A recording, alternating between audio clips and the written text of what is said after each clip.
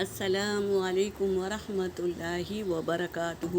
اعوذ باللہ من الشیطان الرجیم، بسم اللہ الرحمن الرحیم، رب زدنی علما۔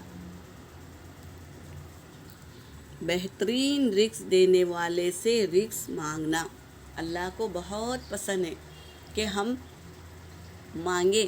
وہ انتظار میں رہتے ہیں کہ میرا بندہ مجھ سے کیا چاہ رہا ہے، تو اس کی چاہت ہے کہ ہم مانگیں، تو ہمیں ہمیشہ اللہ سے ہی مانگنا چاہیے۔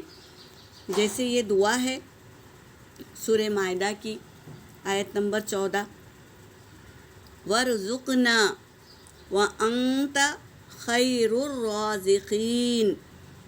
وَارْزُقْنَا اور ہمیں رزق دے، وَأَنْتَ اور تو ہی، خیر بہترین، رازقین رزق دینے والوں میں سے ہے۔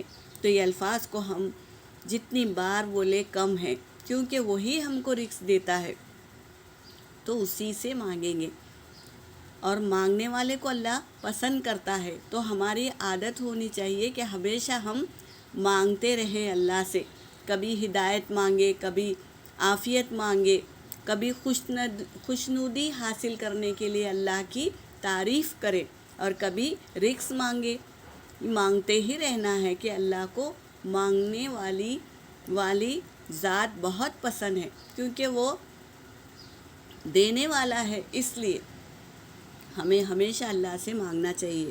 یہاں پر میرا سبق ہو گیا۔ وآخر دعوانا ان الحمد للہ رب العالمین۔